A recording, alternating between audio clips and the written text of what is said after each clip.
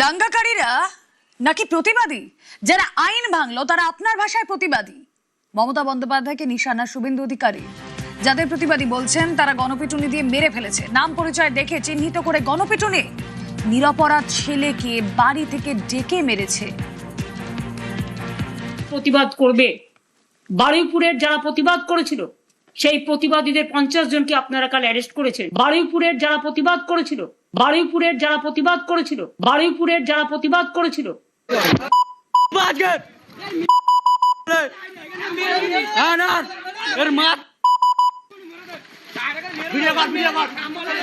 Video করবি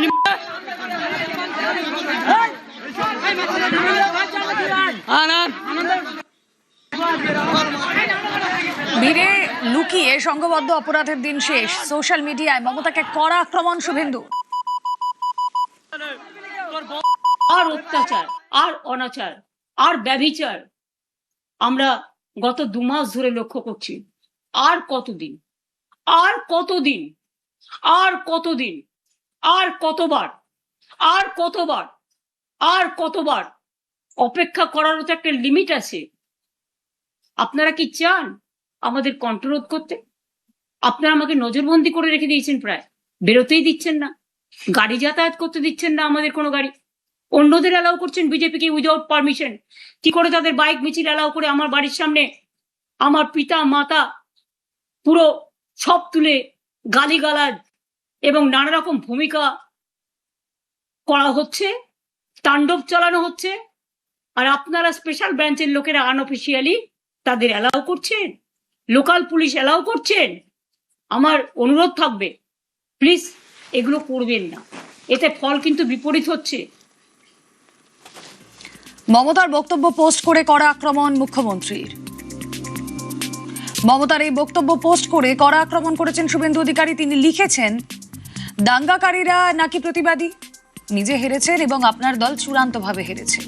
নিজের দল আসল নকলের লড়াইয়ে জর্জরিত নাজেহাল, তবুও আপনার কোনো পরিবর্তন হয়নি। সীমাহীন দোষণ, মিথ্যাচার আর উস্কানি, এই 3টি বদভ্যাস আপনার আর গেল না। এখনো পরিবর্তন এলো না আপনার মধ্যে। আপনার বক্তব্যে আপনি যাদের প্রতিবাদী আখ্যা দিচ্ছেন তারা একজন নিষ্পাপ নিরপরাধ ছেলেকে বাড়ি থেকে ডেকে নিয়ে এসে শুধুমাত্র নাম পরিচয় চিহ্নিত করে নির্মমভাবে গণপিটুনিতে মেরে ফেলেছে।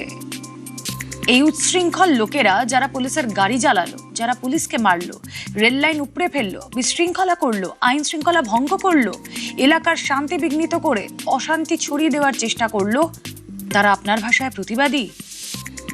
শুনে রাখুন, নতুন পশ্চিমবঙ্গে যেমন ধর্ষণকারী নারী ও শিশুদের নির্যাতনের মতো ঘৃণ্য অপরাধের সঙ্গে যুক্ত ব্যক্তিদের রেয়াত করা হবে না, কঠোরতম শাস্তি দেওয়া হবে, ঠিক তেমনি বর্তমান সরকারের আমলে কোনো নিষ্পাপ নিরপরাধীকে পিটিয়ে মারার অপরাধে যুক্ত সকল অপরাধীদেরও ভারতীয় ন্যায় সংহিতার বিধান অনুসারে আইনি ব্যবস্থার মধ্যে এনে কঠিনতম শাস্তি দেওয়ার ব্যবস্থাই সরকার করবে।